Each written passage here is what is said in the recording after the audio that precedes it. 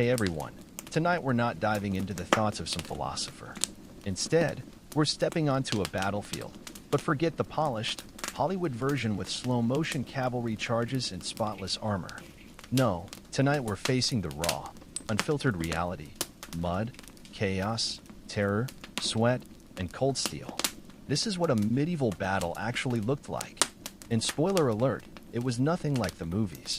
So before you get too comfortable, hit that like button and subscribe if you genuinely enjoy this content. Drop a comment telling me where you're tuning in from and what time it is for you. I love seeing how far this channel reaches. Now, dim those lights, maybe turn on a fan for some background noise, and let's dive into tonight's journey together. You wake up to a sound somewhere between a war horn and a man screaming march, like the word owes him money. There's no snooze button, no mattress, just the damp, cold ground and the deep, soul-crushing ache of having slept in your armor. You try to stretch, bad idea. Your chainmail has fused with your body like a clingy X. Around you, a dozen other soldiers stir awake, each wearing the same expression of regret and trench foot. One guy's still asleep, his head resting in a helmet filled with rainwater. Another's digging a slug out of his boot with a dagger. You debate whether to eat breakfast or just apologize to your organs in advance. Speaking of breakfast, it's what historians might call culinary despair, a crust of bread so hard it could deflect arrows, possibly baked during the last Lent. You chew slowly, not to savor it, but because your jaw's still sore from last night's feast, which featured meat of questionable origin and something that might have once been a vegetable. You wash it down with warm ale because medieval water was basically bacterial roulette. No time for grooming, not that it matters. You haven't seen your own face in weeks, and honestly, that's for the best. You splash a handful of swamp water on your cheeks for the illusion of hygiene, then strap on gear that reeks of fermented fear. Then come the orders. Form up. Move out. Shouted by some guy on horseback who's clearly never walked a mile in his life. The army lurches into motion. Men grumble. Armor clanks. Someone's already limping after stepping on a sharp rock barefoot. The mud sucks at your boots like it's trying to claim your soul. You haven't even seen the enemy yet, and you're already exhausted, damp, hungry, and questioning every life choice that led you here. And the worst part? This is a good morning. The command rings out, march, and so you do. Not because you want to, but because the alternative, desertion, usually ends with you missing a limb. So you trudge forward, one squelching, miserable step at a time. The ground isn't earth, it's moist despair. This isn't just mud, it's the kind that tries to steal your boots or your will to live. You pause to adjust a strap and instantly fall behind, earning a glare from the guy behind you whose face screams, "Slow me down again, and I'll eat you." Armor, it turns out, wasn't designed for hiking. It creaks, pinches, and chafes places you didn't know could chafe. Your shoulders burn. Your thighs scream. Your inner thighs have declared mutiny. You're basically a walking sausage of iron, slow roasting in your own sweat. The air smells like livestock, cheap onions, and pure dread. Then someone ahead lets out a fart with the force of a man who lost last night's battle with turnip stew. You try breathing through your mouth, mistake. You pass a dead hedgehog, a broken cart, and what might be a toe. No one stops. Stopping is for people who enjoy being yelled at. The sergeant yells anyway. It's his entire personality now. Morale? Non-existent. Some men sing war songs. Others mutter prayers. One guy just screams into the wind. No one stops him. Honestly, it helps. At some point, you think, maybe the enemy will surrender before we get there. Then you remember they're probably thinking the same thing, which means this'll end with everyone stabbing wildly while you try to remember which end of the spear is which. Hours later, a hill appears, because of course it does. Every medieval battle happens on a stupid hill. As you climb, someone slips and rolls back down. No one helps. They're better off. And still, you march. Finally, you reach the camp, less a base of operations, more an organized disaster. There are tents, if you're nobility. The rest of you get a patch of slightly less cursed mud. You claim your spot by collapsing and calling it a bed. Your neighbor does the same. Congrats, you've just founded a trench community. Then the smell hits. Wet wool, unwashed bodies, rotting boots, and whatever's festering near the food cart. The air buzzes not with excitement, but flies. Thousands of them. Some have names now. You've made peace with this. Then there's the latrine, A shallow hole dug in haste and regret. Privacy? None. Smell? Biblical. You avoid eye contact during your visit. Dignity left this camp days ago. You're handed a bowl of stew. It's gray. That's the only flavor. Gray. You ask what's in it. The cook holds eye contact for 5 uncomfortable seconds before walking away. You eat it anyway because you're starving, and you pray the meat wasn't alive 2 hours ago. Some men sharpen weapons. Others play dice. A few pray loudly, not out of devotion, but to make sure God notices their dramatic performance. Then come the sounds: hacking coughs, distant sobbing, a man singing off-key about bread, and someone trying to play a lute like it's a weapon. A knight barks an order. He's clean. He smells like lavender. You hate him instantly. Night falls. You curl up in your damp cloak beside a guy who snores like he swallowed a donkey. Sleep is impossible. Your brain's too busy listing ways you could die tomorrow or tonight if that goat kicks your ribs again. Just as you doze off, a voice yells, "Form up at sunrise." Fantastic. Another glorious morning awaits. Dawn breaks, and with it comes the icy realization that you'll probably die in a field today, maybe before lunch. You haven't brushed your teeth, not that you own a toothbrush or have teeth worth saving. Trumpets blare. Men groan. You crawl out of your lice-infested cocoon to find your comrades already faking motivation. You line up because standing in rows makes impending doom feel slightly more controlled. It's a lie, but it's one you can shuffle into with numb feet and questionable bowel control. Then he appears, the noble commander, his armor so polished it glows. He radiates the confidence of a man who's never been punched in the face. He surveys the troops like a disappointed parent who just found out you bet on the wrong side in a tavern brawl. He clears his throat. Everyone braces. Men, today we fight for glory. Pause for effect. Someone near you coughs up something alive. For our king, our lands, our honor. The crowd murmurs, mostly from stomach cramps, not patriotism. Look to your brothers. Look to your steel. You glance sideways. The guy next to you is shaking, his helmet on backward, his sword bent. The enemy fears us. They don't. They've got their own guy yelling the same thing in a different accent. If you die today, oh good, the uplifting part. You die as heroes. You resist the urge to ask, can I die later? Maybe as a baker? Then comes the God bit. God is on our side. Which would be reassuring if God hadn't been smiting everyone equally lately. The speech ends with a sword thrust skyward and a mighty forward. No one moves. A guy sneezes. The shouting continues until someone shuffles forward, and the rest follow not out of courage, but because standing still might get you volunteered for a suicide mission. And you've heard what happened to the last volunteer. Thus ends the pep talk. You are now spiritually prepared to panic with purpose. Now comes the chaotic ballet of forming ranks, a phrase that conjures images of precision and discipline, but what you actually get is a confused huddle of men vaguely facing the same direction. Half are still struggling into their helmets. Some grip weapons they picked up 5 minutes ago. One guy's holding a pitchfork. You're pretty sure he's here by accident. Your sergeant, who was probably a pig farmer 3 years ago, starts barking orders in numbers no one understands, but everyone nods like it makes perfect sense. Front line, shield wall. He roars. Second line, pikes forward. You obey, even though the man in front has his shield upside down and is using it to scratch his back. To your left is a kid with a spear twice his height, accidentally poking people. To your right, someone hums a battle hymn that might just be Greensleeves with new lyrics. Directly behind you, a guy practices dramatic death noises. You suspect he's not wounded, just prepared. The cavalry lurks on the flank, their horses pawing the ground theatrically. The knights sit tall in plate armor that costs more than your entire village. They look majestic. You're standing in borrowed boots and mail that reeks of death, probably because someone died in it. An order snaps through the ranks. Move forward. Tighten the line. Easier said than done when every second man steps on someone's foot, and the mud threatens to swallow the shorter soldier's whole. Your feet slide. An elbow jabs your ribs. Your shield's backward now, but fixing it requires energy you don't have. Then the drums start, a slow, ominous thud that means this is really happening. Men whisper prayers. One sobs quietly. You ignore him, too busy making peace with mortality. You raise your weapon, take a shaky breath, and try not to faint. This is it. You're ready. Well, as ready as a crooked line of terrified peasants can be.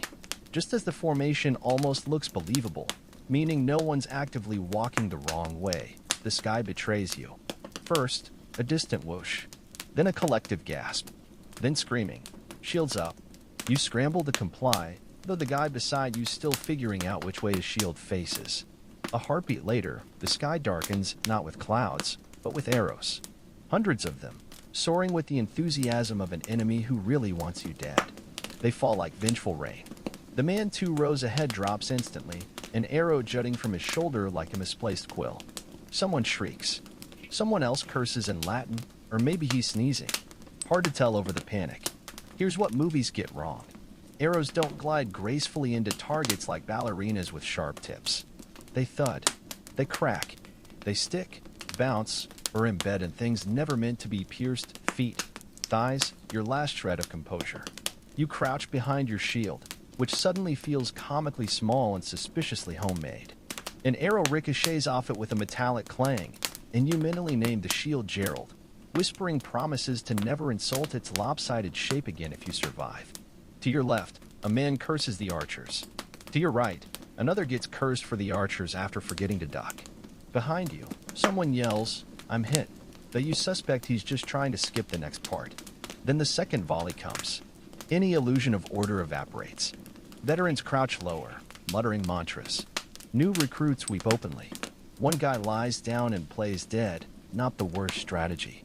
When the arrows finally stop, you're alive. Gerald did his job. But now comes the real horror: close combat. This is where things get sweaty, loud, and stabby. There's no dramatic countdown. No heroic charge like in the songs. One moment you're trembling in formation. The next, all hell breaks loose. Your side lurches forward, not with courage, but the reluctant momentum of men who know they'll be trampled if they hesitate. Someone yells something inspiring, immediately trips, and gets stomped on. You don't stop to help. Not cruelty, just survival instincts. Then you collide with the enemy. Forget choreographed swordplay. This is a meat grinder. You swing your weapon, sword, axe, glorified kitchen knife, without aiming. There's no time. Metal crashes. With splinters. Men grunt. Someone nearby keeps yelling "White Age" like it's a war chant. The fighting's so close, you smell the enemy. Sweat, fear, and onions. Personal space? Gone. At one point, you stab downward and pray it wasn't your own foot. Your helmet fogs up. You're blind. Someone's shoulder slams your ribs. You exchange a glance with an enemy mid-stumble, half apology, half shrug. No time for grudges. Just survival. You try to remember training, but it amounted to swing hard and don't die. So you keep swinging. Sometimes you hit. Mostly you miss. Men fall. Some scream. Some go quiet too fast. You don't look. This isn't a movie. It's the world's worst bar fight, 500 angry men, no bouncer, and the drinks are blood. If you thought medieval battles sounded like the elegant clashing of swords and heroic trumpet calls, prepare for a brutal reality check. The soundtrack of war is more like a livestock market colliding with a blacksmith shop during an earthquake, with extra screaming. The first thing that assaults your ears isn't metal on metal, but human voices. Not just the wounded, though there are plenty, but the living, men yelling to psych themselves up, others shrieking because they've been stabbed, some howling because someone stepped on their foot or because they forgot which side they're on and are now swinging wildly at everything, including a suspiciously human-shaped bush. You get the full vocal range: shrill cries from bakers' apprentices who should have stayed with their ovens, guttural bellows from bearded giants with axes, and the high-pitched whimper of a guy realizing he's wearing the enemy's colors. Somewhere behind the lines, a voice desperately shouts, "Hold the line," with all the effectiveness of a man yelling at the tide to stop. No one listens. You can't even hear him over the din. Then come the weapons. Swords clang against shields in sharp, ringing bursts. Maces make a sickening thump when they connect with something soft, usually a face. Arrows whistle past with the sound of regret made audible. Occasionally, a spear cracks through armor, followed by a shriek that makes your spine reconsider its life choices. But the worst sounds aren't the loud ones. They're the wet ones. The squelch of a boot stepping in what used to be someone's insides. The slurp of blood mixing with mud. The hollow pop when a man lands wrong and doesn't get up. These aren't noises you forget. They move into your nightmares permanently, paying rent with trauma. Amid the chaos, other sounds punctuate the madness. Armor clanking like a drunk's cookware, men crying for their mothers in 3 different languages, a horse screaming, a sound that'll haunt you more than any human wail. And somehow, unbelievably, someone's attempting to sing at him off-key. Your ears start ringing, not from injury, just sensory overload. Your brain checks out, leaving your body running on animal instinct. And still, it continues. If you were hoping for a cinematic death slow-motion collapse with a dramatic monologue, I regret to inform you that medieval warfare specializes in ignoble endings. Most die unseen, unheard, and from behind, often by someone who didn't even know your name, sometimes by your own side. This isn't a duel. It's a sweaty, panicked mosh pit where everyone's one sneeze away from a fatal misunderstanding. One moment you're swinging your axe, the next, thunk, something pierces your back. Your knees betray you. You face plant into the mud with the grace of a felled tree. No last words. No hand to hold. Just dirt and the distant thought that monkhood wouldn't have been so bad. Then there are the horse victims. Not stabbed, trampled. Nothing says undignified death like being pulverized into the soil by a warhorse named Buttercup. Let's not forget friendly fire. Not the explosive kind, but the Jeff forgot how to swing a flail kind. One wide, hopeful arc later, and your ear, or head, is no longer attached. Either way, you'll be remembered as that guy who stood too close to Jeff. Some fall and are left behind, unconscious, dying, or committed to their Oscar-worthy death performance. They lie still as boots stomp past. Whether they survive depends on luck, mud viscosity, and if looters mistake them for cargo. Other deaths are insultingly random. A slip on blood-slick grass, a broken ankle in a latrine hole, getting crushed by a panicked pile of fleeing men, all running the same direction. In short, medieval death wasn't majestic. It was awkward, abrupt, and profoundly undignified. Which is why survivors aren't celebrated for bravery, but for sheer dumb luck. Movies love to portray medieval cavalry charges as majestic spectacles, gleaming knights on thundering steeds, banners fluttering, lances lowered in perfect unison like some divine cavalry ballet. Reality? More like a stampede of anxious, battering rams with commitment issues. When the cavalry charges, you don't hear heroic trumpets. You feel it in your ribs first, a deep, seismic rumble that makes your teeth vibrate and convinces your bowels it's evacuation time. Then you see them, half-done warhorses barreling downhill at speeds that defy logic for creatures that literally eat grass for a living. The knights look impressive from afar, polished armor, colorful heraldry, plumed helmets screaming, "I paid extra for this intimidation factor." Up close, it's pure chaos. Because here's the brutal truth, horses don't care about your formations. They don't respect personal space. And they absolutely don't distinguish between enemy combatants and guys just trying to survive Tuesday. If you're in their path, you're about to become an archaeological footnote, asterisk, layer 23, unfortunate infantry-shaped mud stain, asterisk. One poor soul disappears entirely beneath the hooves, never to be seen again. Another makes the fatal mistake of grabbing at a knight's leg, misses, and gets kicked so hard his ribs now double as church bells. Some knights fare no better. A surprising number tumble off their mounts. Turns out slippery mud and 60 pounds of plate armor mix like wine and regret.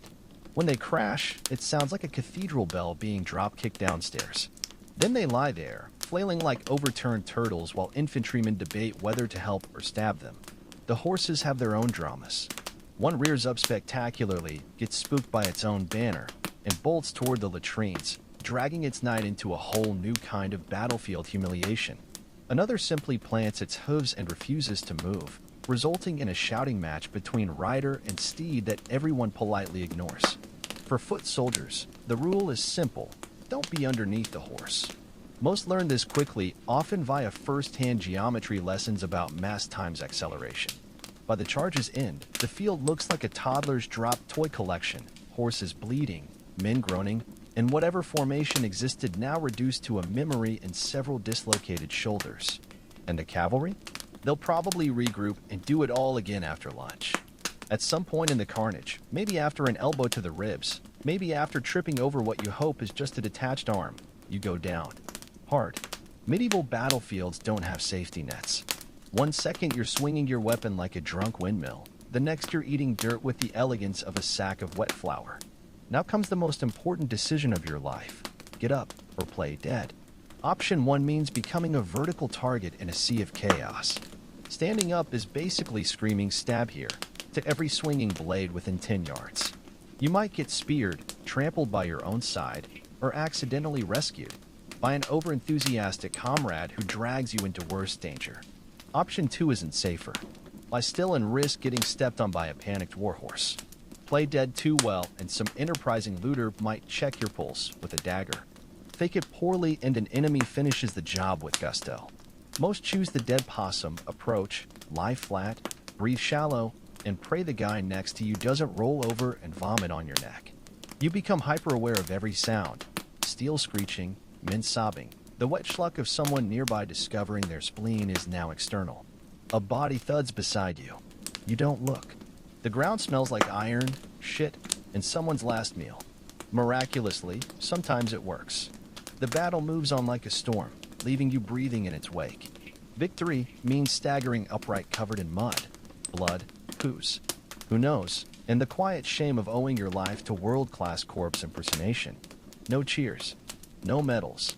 Just the dazed realization that you've become part of the battlefield's furniture, another broken thing that didn't stay broken.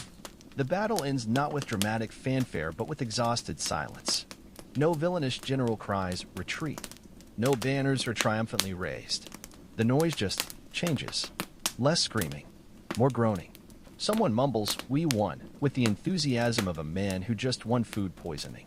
Another yells, "Victory," while clutching his dangling arm like a questionable shopping bag. You wobble toward camp, past the wreckage. A boot here, a dented helmet there, the occasional surprised-looking corpse. The field isn't littered with heroic poses, just very tired people who stopped moving. Back at camp, the survivor's feast is lukewarm gruel and war ale that tastes like fermented regret. The commander, still clean, somehow makes a speech about honor. You don't hear it over the ringing in your ears. You sit on a rock. Your hands shake. Your foot might be broken. The guy next to you is missing 2 fingers, but won't stop talking about the 6 enemies he definitely killed. You whisper the same thing every survivor since Troy has muttered. Never again. After the last sword is sheathed and the groaning becomes the battlefield's dominant soundtrack, begins history's least glamorous phase, the cleanup. You might imagine solemn burials and noble wound tending. Reality? It's part triage, part looting spree, and part macabre arts and crafts session where the materials are human remains. The medics arrive, if you can call them that. These are men with knives, questionable eyesight, and medical training that amounts to "bite this stick while I saw." An experienced surgeon might use wine to clean your wound. The less experienced one drinks it first. You sit with a sword gash on your thigh while the barber surgeon, yes, the guy who normally trims beards, squints and declares, "We'll see." Then he produces a needle sterilized by waving it near a candle. You try not to scream. You fail spectacularly. Meanwhile, bodies get dragged into piles with all the ceremony of firewood collection. Some are covered. Most aren't. You recognize a face or 2 but don't linger. The smell has graduated from offensive to theological. Flies arrive in battalions for their all-you-can-eat buffet. One lands on your open wound. You sweat it, then realize that fly was probably the cleanest thing that's touched you today. Other survivors play a grim game of battlefield shopping. They rummage through corpses like Black Friday shoppers. Swords, helmets, shoes, anything not nailed down or still twitching. You join in without guilt. You need new boots, and Gregor doesn't need his anymore. Sorry, Gregor. Some men dig shallow graves that foxes will excavate by dawn. Others build pyres that'll make the air taste of pork for days. One soldier sits staring blankly at the javelin still sticking from his arm. You offer help. He declines. "It's mine now," he mutters. Bandages are applied. Some fall off immediately. Infection is likely. Amputation probable. Death optional depending on how lucky you feel and whether the flies start circling you specifically. By nightfall, the field grows quiet in the way only places of mass suffering can. The living stumble back to camp covered in equal parts mud and existential dread, correctly suspecting the worst is yet to come. Because surviving the battle was just the tutorial level. Now comes the real test, living through the aftermath. Back in camp, The air has developed a new olfactory horror, a cocktail of sweat, infection, and whatever nightmare fuel the cooks are calling stew tonight. You collapse onto your designated patch of marginally less swampy earth with the grace of a dropped sack of potatoes. Around you, the symphony of suffering continues, men moaning through fever, one delirious guy singing off-key ballads about his missing toe, another hedging his bets by praying to 3 different pantheons. A soldier nearby cleans his bloodied blade with his shirt, while still wearing it. The camp cook slops a brownish substance into your bowl that legally can't be called soup, but spiritually qualifies as food. It has the consistency of regret and the color of a week-old bruise. You eat it without hesitation. Your dignity left around the same time you watched a man get slapped to death by a spooked horse. Sleep is theoretically possible. Practically, the guy next to you snores like a bear choking on an accordion. You rotate through 12 positions, each wetter than the last, before accepting your fate as a human sponge. Staring at the stars, you contemplate which past life sin condemned you to this existence.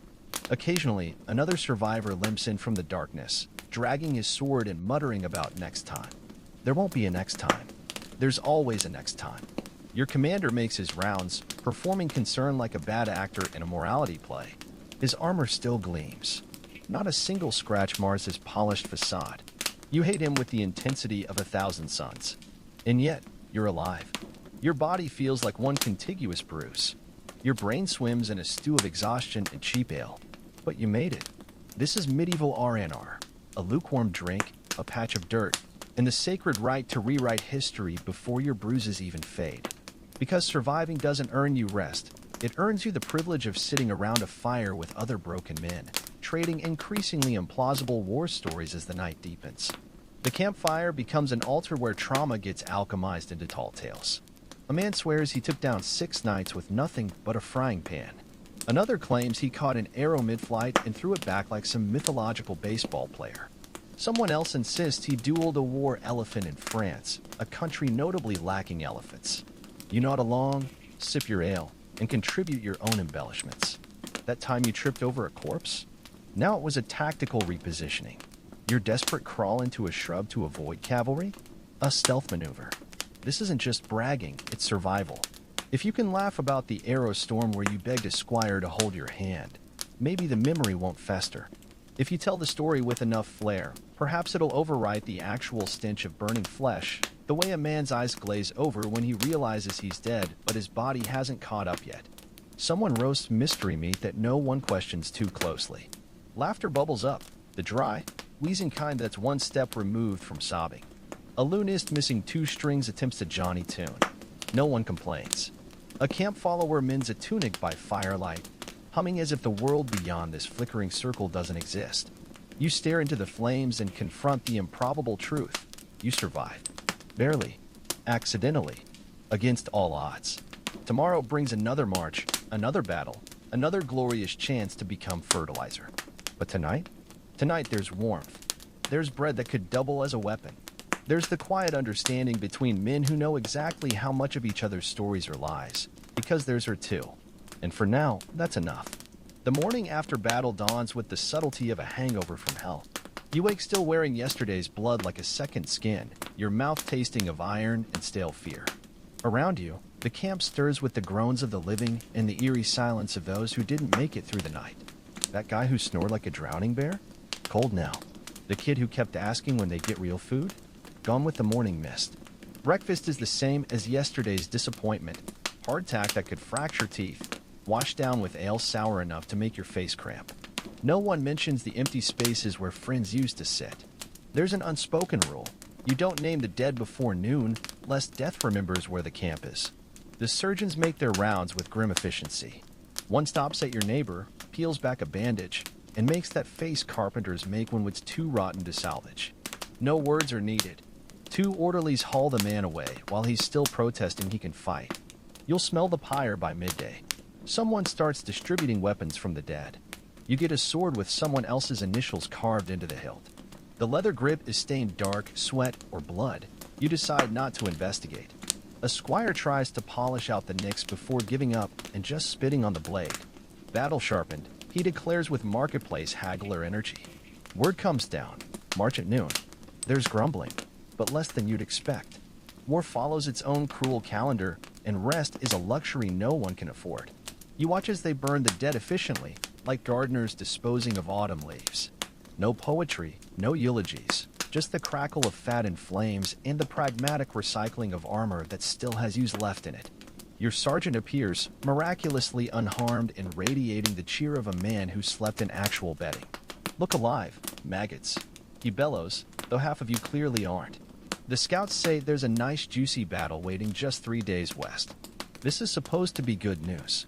As you pack your pitiful belongings, you realize with dull surprise that you're getting used to this. The stench, the exhaustion, the constant low-grade terror, it all feels almost normal now. That's the real victory of war. Not conquering territory, but making the unbearable routine.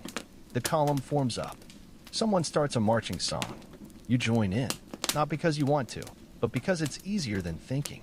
The road ahead smells of dust and yesterday's graves. Somewhere beyond the horizon, another field awaits with its hungry mud. Another chance to be lucky. Another day to not die. The march stretches into its 3rd day when your blisters start growing blisters. Every step sends jagged lightning up your calves, your sweat-soaked tunic chafing raw circles around your neck. The road ahead shimmers like a mirage in the afternoon heat, dotted with the dark shapes of those who fell out of formation and weren't allowed back in. You focus on the swaying pack of the man in front of you, the rhythm of his steps becoming your entire world. Left, right, left, right. The monotony is almost soothing until... Column halt. The shout ripples down the line like a stone skipping across a pond. You collapse where you stand, boots sinking into the mud as you gulp water from your skin.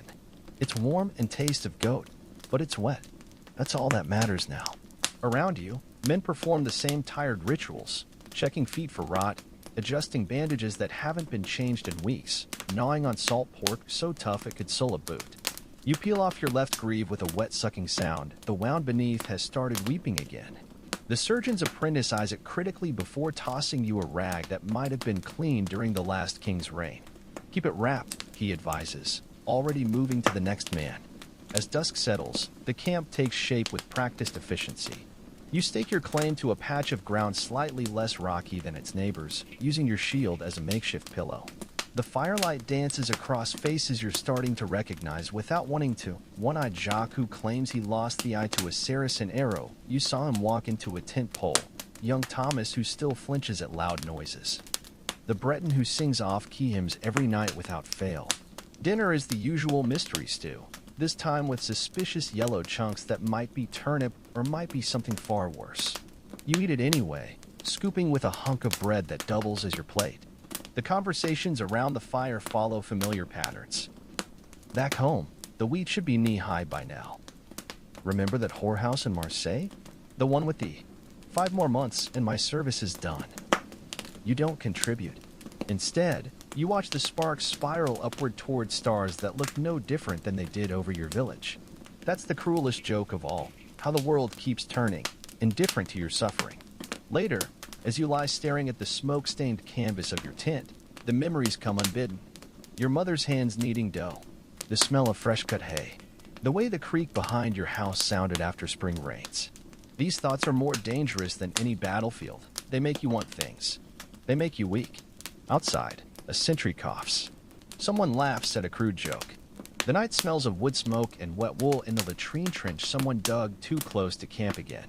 You close your eyes and will yourself to sleep. Tomorrow will be the same as today, and the day after that, and the day after that, until one day it won't.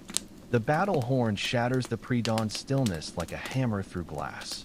You jolt upright, your back protesting with a symphony of pops and cracks from sleeping on frozen ground. Morning dew has seeped through your cloak, leaving you damp and shivering. A miserable start to what will undoubtedly be a miserable day. As you fumble with your armor straps in the half-light, you notice the camp buzzing with an energy that feels almost obscene. Pages dart between tents like startled rabbits, their arms piled high with freshly sharpened weapons. Cooks stir cauldrons of porridge that steam in the crisp air, the smell of oats and wood smoke doing little to mask the ever-present stench of unwashed bodies and latrine trenches. Look alive, you sorry sacks of shit, barks your sergeant, his breath visible in the cold air. The scouts say their vanguard's less than an hour out. A ripple of muttered curses moves through the ranks.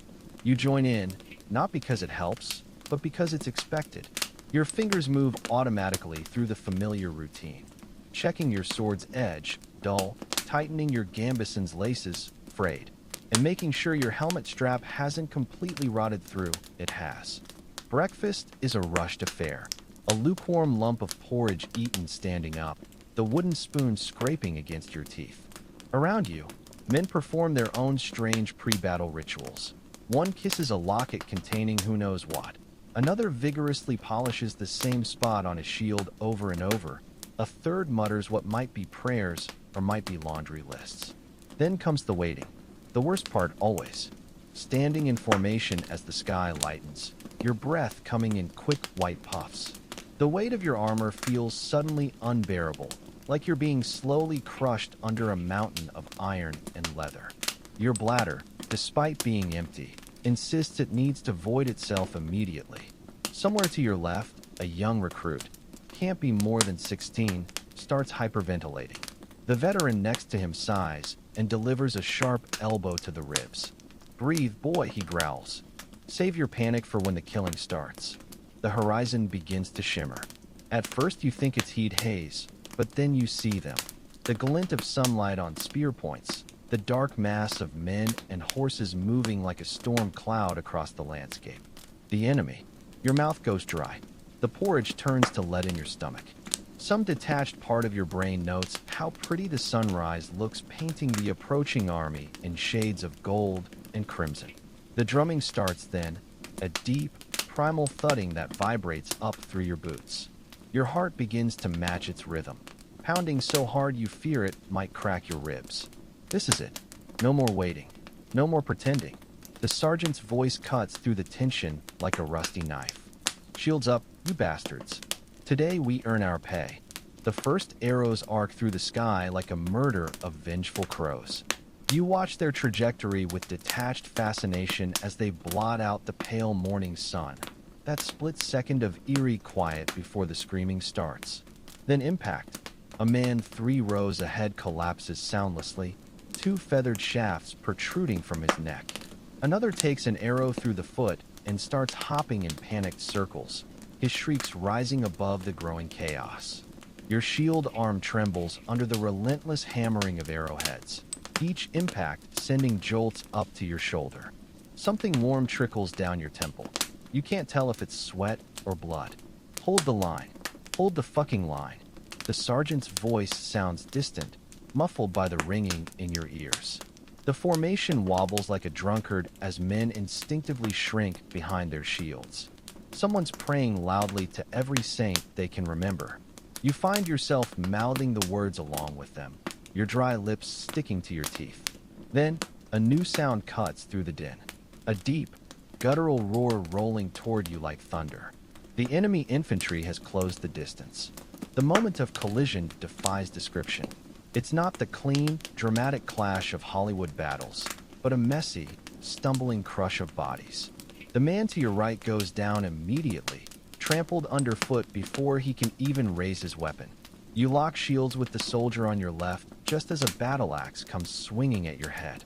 The impact knocks you back a step, your teeth rattling in your skull. Close combat is an intimate horror.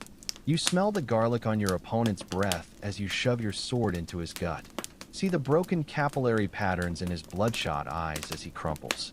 His body doesn't fall cleanly. It gets caught between the press of bodies, kept upright by the sheer density of struggling men. Your world narrows to a nightmarish vignette. The way blood sprays in perfect arcs, like a macabre fountain. The wet crunch of metal meeting bone. The bizarre normalcy of a severed finger landing on your shoulder and staying there. Time fractures. Seconds stretch into hours. Hours compress into heartbeats. You lose all concept of direction, of purpose, of anything beyond the next parry, the next thrust. Your muscles burn. Your vision tunnels. Some detached part of your brain marvels at how the human body keeps moving long after the mind has checked out. Then, impossibly, a break in the chaos.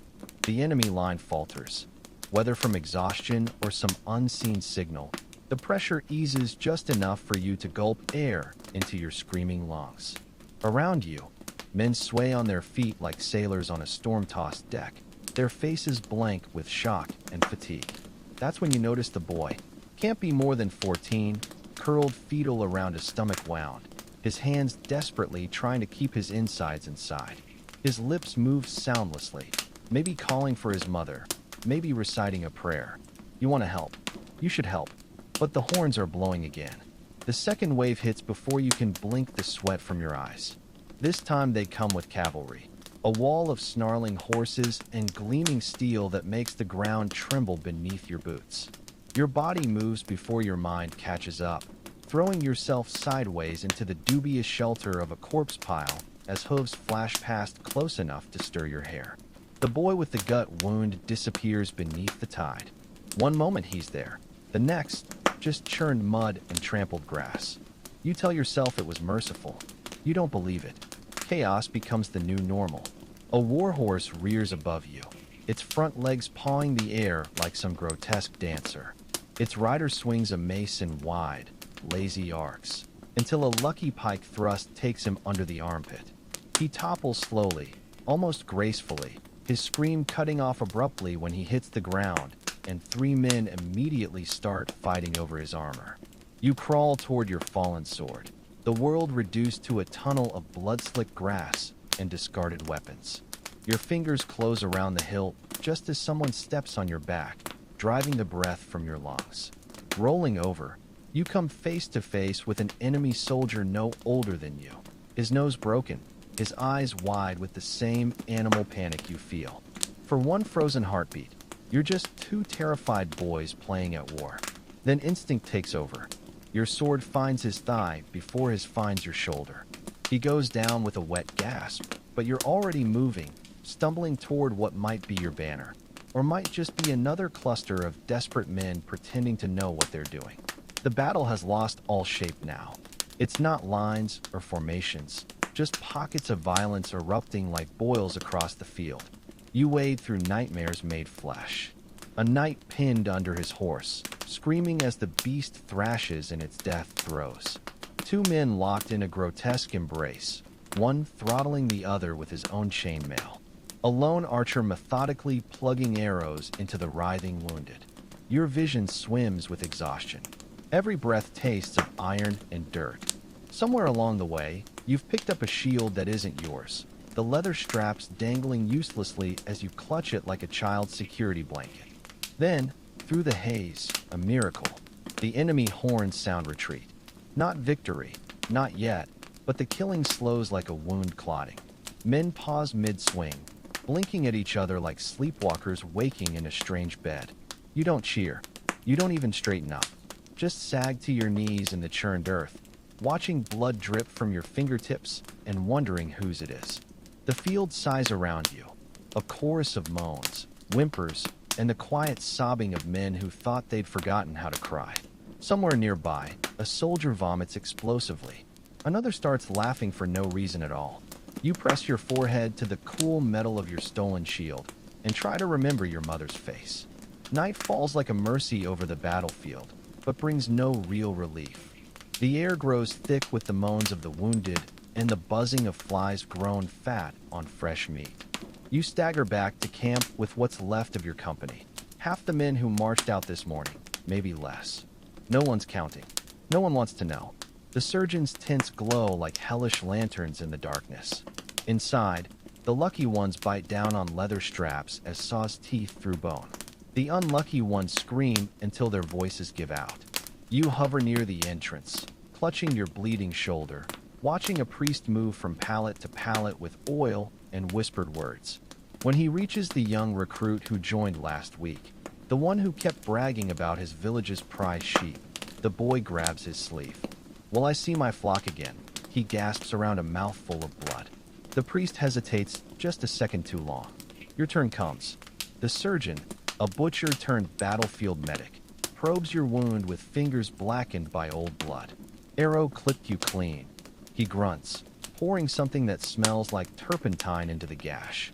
The pain whites out your vision for a full minute. When you can see again, he's already stitching you up with thread that might have been pulled from a dead man's tunic.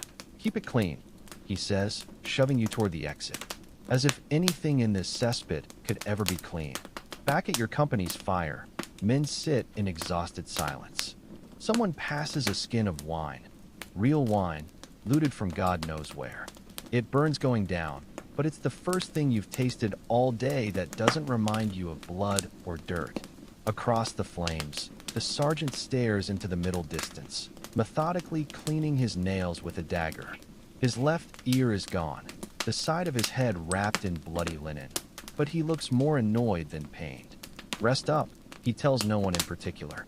Scouts say they've got fresh troops coming in from the north. A collective groan rises, then dies just as quickly. What's the point of complaining? The war doesn't care. You pick at your bandages, watching the loose threads curl in the heat. Your body feels foreign, a collection of aches and stitched-together parts that barely resemble the farm boy who left home last spring. That boy believed in honor, in glory, in coming back whole. That boy was an idiot.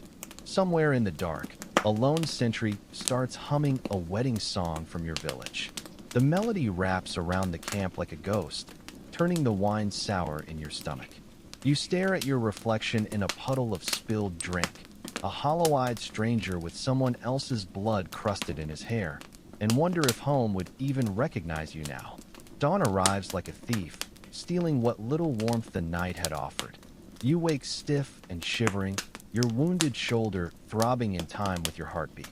The camp stirs slowly, men rising like the walking dead, their movements mechanical with exhaustion. Someone's burning spoiled meat nearby, the greasy smoke clinging to your tongue like a bad memory. The sergeant moves through the rows of sleeping men, kicking awake those too slow to rise. On your feet, maggots. His voice grates like stone on stone.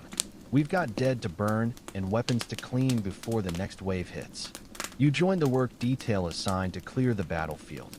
It's worse in daylight. Bodies lie twisted in impossible angles, their faces frozen in expressions ranging from rage to bewildered surprise. Some look almost peaceful, as if they'd simply lain down for a nap.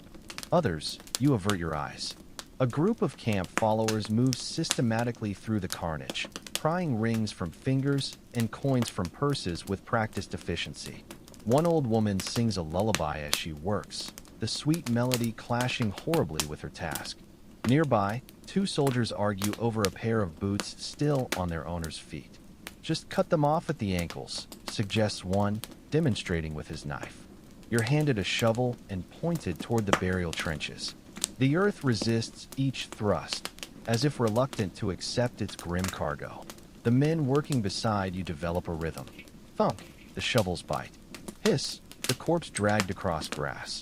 Thud, the final resting place. Over and over until your blisters burst and your back screams for mercy. No one speaks. The only sounds are labored breathing and the occasional muttered prayer when someone recognizes a friend in the dead pile.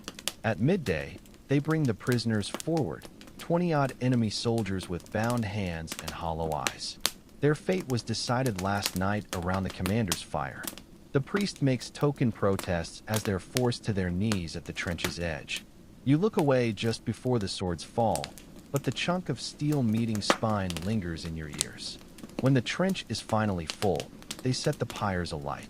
The flames roar skyward, carrying with them the last traces of men who had mothers, lovers, unfinished business. You watch as the smoke twists into strange shapes, a galloping horse here, a reaching hand there, before dissolving into the indifferent blue sky. Back in camp, you scrub blood from your mail with sand until your fingers bleed. Around you, others do the same, mending straps, sharpening blades, preparing for the next round of slaughter. The boy who vomited yesterday now eats stew with steady hands. The one who laughed sits quietly, picking at his bandages. War's great secret whispers through the camp. The human capacity for horror is bottomless. Given enough time, even nightmares become routine. You finish your task and stare at your hands, raw, stained, trembling slightly. The same hands that once gathered apples in your father's orchard. The same hands that just shoveled strangers into a mass grave. Somewhere beyond the camp walls, a nightingale begins its evening song. The sound is obscenely beautiful. The new moon brings reinforcements. Fresh-faced boys from some distant province, their armor still shiny, their eyes still bright with stupid dreams of glory. You watch them stumble off the supply wagons, tripping over their own swords as they gawk at the battle-scarred veterans. Their laughter grates against your ears like rusty hinges. God's teeth, they sent us children, mutters the sergeant, spitting a glob of phlegm that lands near a recruit's boot. The boy, can't be more than 16, flinches like a startled deer. You see yourself in that flinch, the farm boy who arrived last spring with a head full of heroic ballads. The memory tastes like bile. That night around the campfire, the newcomers chatter like magpies, swapping stories of home and asking questions no one answers. How many battles have you fought? Is it true the enemy eats their prisoners? Will we get to charge with the knights? You stare into the flames until their faces blur. Their enthusiasm is a physical weight pressing against your ribs. One particularly eager lad, red-cheeked and missing a front tooth, pulls out a lute and starts singing some nonsense about golden banners and undying honor. The song dies when a grizzled archer snatches the instrument and tosses it into the fire. No one protests. The boy looks ready to cry until one-eyed Jock leans in close. Save your songs for the grave diggers, whelp. He growls, his breath reeking of rotten teeth and cheap wine. They're the only ones who'll appreciate them. Silence falls after that. The recruits huddle together, suddenly aged by the weight of understanding. You almost feel sorry for them. Almost. Dawn reveals 3 deserters, 2 recruits, and a veteran who lost his brother in the last engagement. They're dragged back before noon, their faces swollen from beating. The commander makes an example of them. The veteran hanged, the boys flogged until their backs resemble raw meat. Their screams echo across camp long after the punishment ends.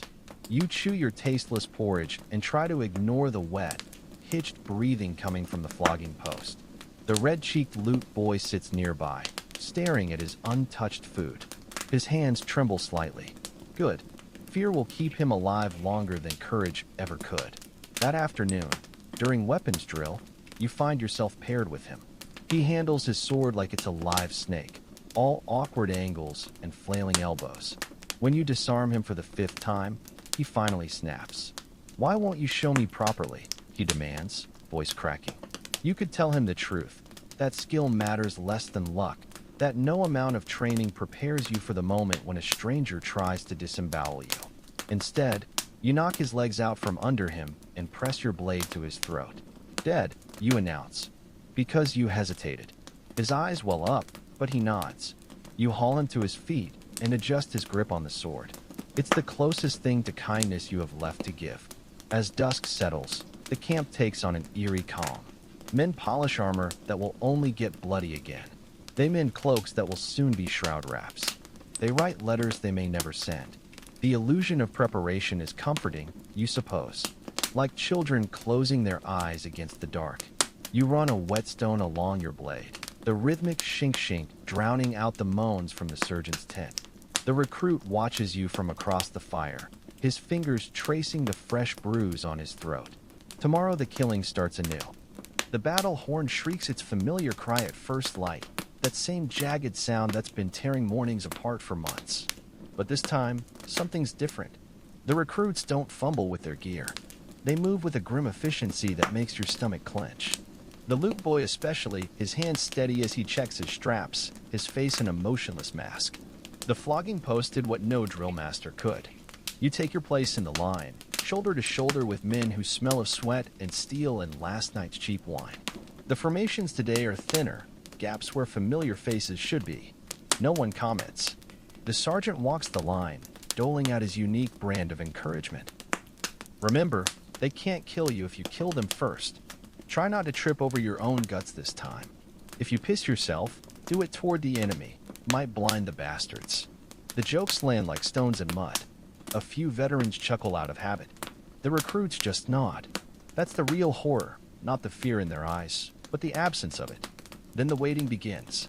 That terrible limbo where you can see the enemy banners fluttering in the distance, close enough to count stitches but too far to charge. Your bladder shrinks to the size of a walnut. Your mouth fills with the taste of old pennies. The man to your left, a grizzled spearman missing 2 fingers, starts humming a drinking song under his breath. You join in without thinking, the crude lyrics falling from your lips like a prayer. When the enemy drums start, the song dies mid-verse. They come at us in a screaming tide, their front line a bristling wall of pikes and madness. Sunlight glints off helms and spear points, turning the advancing force into a shimmering, many-legged beast. Your body goes rigid. Your vision tunnels. Some primal part of your brain screams to run, but the press of bodies on either side holds you fast. 10 paces out, you see their faces. A red-bearded giant with a missing ear. A pockmarked youth whose armor swims on his frame. An older man with a priest's tonsure and a butcher's grin. Then, impact. The world dissolves into a kaleidoscope of violence. A pike scrapes along your shield, sending splinters flying into your eyes. You stab blindly and feel resistance give way. Something warm sprays across your cheek. To your right, the loot boy drives his sword into a man's groin with mechanical precision. No hesitation now. You lose track of time. Lose track of yourself. Become nothing but a collection of reflexes: parry, thrust, duck, repeat. The dead pile up around you, making footing treacherous. At one point you slip on a spilled intestine, barely regaining balance before axe whistles past your ear. Then, through the chaos, you hear it, a sound that doesn't belong. The loot boy is singing. Not some war chant, but that same stupid ballad about golden banners. His voice cracks and wavers, barely audible over the battle din, but he keeps singing even as he guts a man twice his size. The veteran beside you makes the sign against evil. The enemy falters. First one man, then a dozen, then whole sections of their line begin edging backward. They don't run, not yet, but the tide is turning. The loot boy's song spreads through our ranks like wildfire, taken up by voices hoarse with screaming. For one impossible moment, the battlefield belongs to a child's foolish dream of war. Then reality reasserts itself with a vengeance. Their commander rallies his troops with a flurry of arrows into their own retreating men. The song dies as quickly as it began, but it was enough. When their line finally breaks, we chase them just far enough to make it stick, then let them run. No one has the energy for more killing. The loot boy sags against a corpse pile, his sword arm trembling violently now that the battle fever has passed. You toss him a water skin and pretend not to notice the tears cutting through the blood on his face. Back in camp, the sergeant claps the boy on the back hard enough to stagger him. That's how it's done, lads, he roars, as if the song, not exhaustion or luck, won the day. You watch as the recruits cluster around their new hero, their eyes shining with something dangerously close to hope. You should warn them. You won't. Some lessons only stick when written in blood. 3 days of rain turned the battlefield into a churning nightmare of mud and rotting flesh. The dead swell grotesquely, their bodies ballooning with gases until uniforms split at the seams.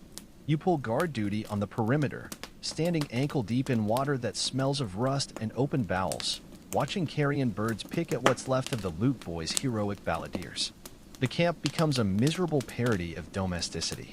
Men huddle under makeshift lean-tos, coughing into damp sleeves and gambling with waterlogged carts. The surgeons work overtime as fever spread, not from wounds, but from the very air itself, thick with the miasma of decay. Your shoulder wound itches fiercely, the flesh around the stitches puffing up like risen dough. On the 4th morning, they find the first deserters hanging from the oak at camp's edge. Not enemy scouts, our own men. Their tongues bulge purple between blue lips, their bootless feet swaying slightly in the drizzle. A crude sign hangs around the lead man's neck. I chose sleep. No one cuts them down. The red-cheeked recruit, now more of a sallow, hollow-eyed veteran, approaches you at the latrine trench. His hands shake as he adjusts his belt. They say the king's raising fresh troops in the capital. He whispers, that will be relieved by midsummer. You don't answer. You've heard such stories every season of this damn war. The recruit's hopeful expression curdles into something harder. He spits into the trench and walks away, his footsteps squelching in the mud. That afternoon, the commanders call a war council. Through the tent canvas, you catch snippets of raised voices. Not sustainable losses. Pull back to the river. Hang every 10th man if we must, eh? The sergeant emerges looking grim, which for him means his usual scowl deepens by approximately one wrinkle. "Double rations tonight," is all he says. The veterans exchange glances. Double rations before a hard march. Double rations before a suicide charge. The cooks break out this special reserve, meat so heavily salted it burns your lips, ale thick enough to chew. The camp takes on a frenetic energy, men laughing too loud at jokes that aren't funny, gambling away gear they might not live to miss. Near the command tent, a group of officers' squires practice their swordplay with real steel, the clangor mixing oddly with the ever-present moans from the infirmary. You find yourself next to one-eyed Jacques at the fire, watching him gut a freshly caught hare with surgical precision. "Remember that farm girl near Bordeaux?" he asks conversationally, flicking entrails into the flames. "The one with the strawberry birthmark?" "You do. She brought you fresh milk the morning before the massacre." Jacques wipes his knife on his thigh. "Better with child, I reckon. That word she named it after me." He barks a laugh at your expression. "Don't look so shocked, boy. Only immortality men like us ever get." The night grows loud with drunken singing, the kind that skirts the edge of violence. You retreat to your lean-to, where the red-cheeked recruit sits cleaning his nails with a dagger. He looks up, his eyes reflecting the distant firelight like a forest preacher's. "They'll send us into the grinder tomorrow," he says. Not a question. You nod, unwrapping your whetstone. The rhythmic shink-shink of blade on stone fills the silence between you. After a while, he joins in with his own weapon. Two murderers preparing tools, nothing more. Beyond the camp's edge, the hanged men twist slowly in the rising wind. One has lost a shoe. It lies overturned in the mud, filling with rainwater. Dawn arrives without fanfare, the sun struggling through a quilt of gray clouds. You wake to the sound of retching, the red-cheeked recruit hunched over a puddle of last night's ale and salted meat. He wipes his mouth with a trembling hand when he notices you watching. "Not fear," he mutters. "The meat was bad." You nod, though both of you know the truth. The camp stirs with a strange energy today, men moving with the deliberate slowness of those trying to outpace their own thoughts. Even the sergeant seems subdued, his usual barrage of insults replaced by terse nods as he inspects each man's gear.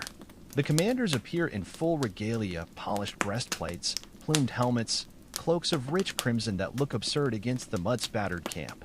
Their war horses' hooves gleam like black mirrors. You try to hate them, but the emotion won't come.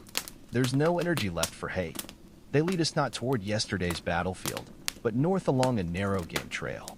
The forest presses close on either side, branches snatching at cloaks and equipment. No one speaks. The only sounds are the creak of leather, the clink of mail, and the occasional muffled curse as someone trips on a root. After 3 hours, the trees thin abruptly. The sergeant signals a halt, his hand carving sharp gestures in the damp air. Through the last screen of foliage, you see it, a river crossing, its wooden bridge intact. On the far bank, smoke rises from cook fires. Enemy camp. The plan unfolds with terrifying simplicity. Archers first, a volley of fire arrows arcing over the water to set tents ablaze. Then the infantry charge, pouring onto the bridge like a human flood. You're halfway across when the first screams erupt from the enemy camp. Not battle cries, shrieks of women and children. Your foot catches on something soft. Looking down, you see a child's doll, its yarn hair smoldering from a nearby fire. The red-cheeked recruit stops beside you, his sword arm shaking violently. "This isn't," he begins. A horn blast cuts him off. From the tree line downstream, enemy cavalry emerge at full gallop, their lances leveled. The trap snaps shut. What follows isn't battle. It's slaughter. The bridge becomes a killing funnel. Men scramble backward over fallen comrades, their formations dissolving into panic. You lose sight of the recruit in the chaos. An arrow grazes your cheek. Someone's elbow cracks against your temple. You go down hard, your vision blooming with white stars as boots stampede around you. When you come to, the world has gone quiet but for the gurgle of the river and the moans of the dying. The bridge is a charred skeleton, its planks scattered downstream. Bodies bob in the shallows, their blood curling through the water like smoke. You crawl toward a stand of reeds, every movement sending fresh jolts of pain through your ribs. The enemy soldiers move methodically through the wreckage, finishing our wounded with practiced thrusts. One pauses to relieve a corpse of its boots, your sergeant, his one remaining eye staring blankly at the sky. Night falls like a mercy. You lie still as the search parties pass, their torches turning the riverbank into a flickering nightmare. A fish brushes your submerged hand, its scales slick against your skin. You wonder if it mistakes you for carrion. Somewhere downstream, a child is crying. The sound carries clearly over the water, sharp as a knife between the ribs. You close your eyes and picture the loot boy's face, but all you see is the doll burning in the mud. The child's crying stops sometime before dawn. You don't know if it was rescued, silenced, or simply bled out. The thought follows you as you crawl through the reeds, your broken ribs painting your world in shades of white-hot agony with every movement. The river mocks you with its gentle burbling, its waters now carrying away the evidence of yesterday's butchery. By some miracle, you find the red-cheeked recruit at daybreak. He's crouched in a thicket, clutching a broken spear like a talisman. His left ear is gone, the wound crusted black with dried blood. When he sees you, his face contorts into something between a grin and a sob. "They're all dead," he whispers. Not a lament, just a simple statement of fact. Together you pick through the forest's edge like starving foxes, scavenging what little the victors left behind. A dented canteen still sloshing with ale, a wedge of moldy cheese wrapped in oilskin, a single unbroken arrow that might trade for something useful. The recruit finds a discarded surgeon's kit and immediately sets about stitching his own ear stump with shaking hands.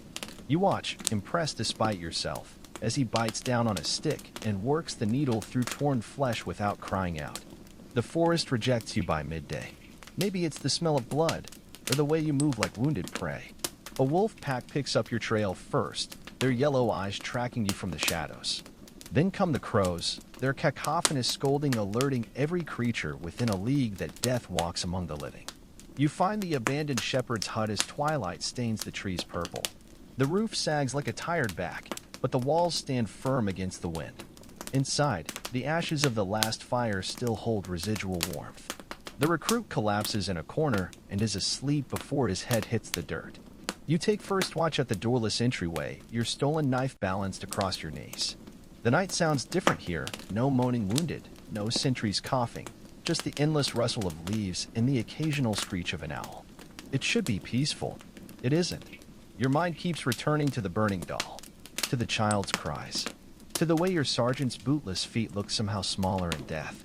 You press your forehead against the cool dirt wall and try to summon memories of home, but all that comes is the image of the recruit's needle pulling thread through his own flesh.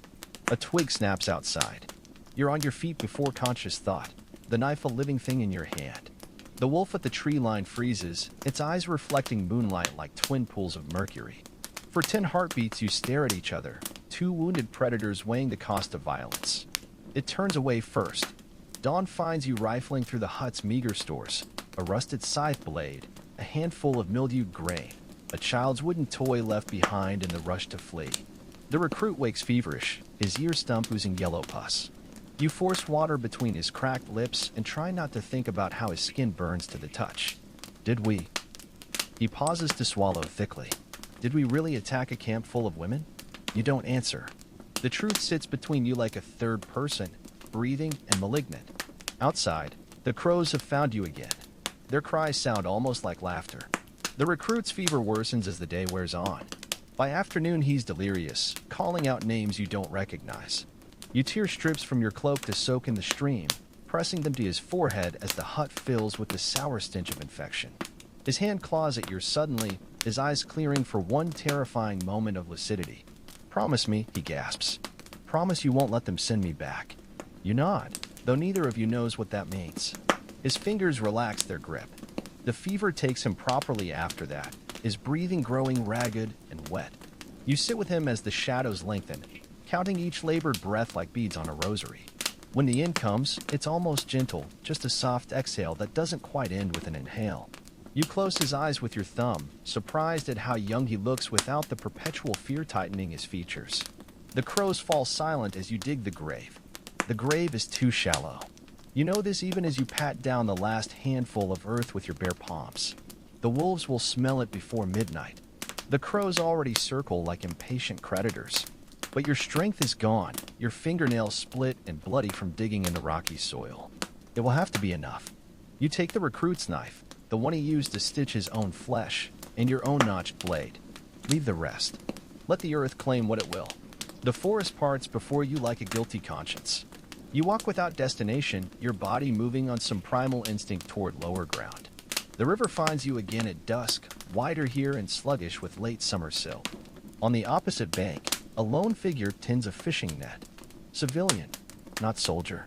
For 3 days you shadow the watercourse, surviving on frog eggs and cattail roots. The wound in your shoulder blossoms with angry red tendrils, but the river keeps you clean. At night you dream of the hanged men's swaying feet, their polished boots always just beyond reach. On the 4th morning, you wake to church bells. The sound is so foreign it takes you a full minute to recognize it. The towers of a walled town rise in the distance, their limestone walls glowing butter yellow in the dawn. Farmers already move in the fields, their sides flashing as they cut swathes through the barley. You watch from the tree line as a girl, no older than 10, chases a runaway chicken. Her laughter skips across the fields like a flat stone over water. Some part of you wants to step forward to ask about the war, about the king's troops, about whether this town needs another hard sword. But your reflection in a rain barrel stops you. The gaunt stranger staring back bears no resemblance to the farm boy who marched away. His eyes are 2 burnt holes in a parchment face. His mouth is a scar. The chicken girl gasps when she sees you. The bird escapes into the barley as she backs away, her eyes wide with the kind of fear no child should know.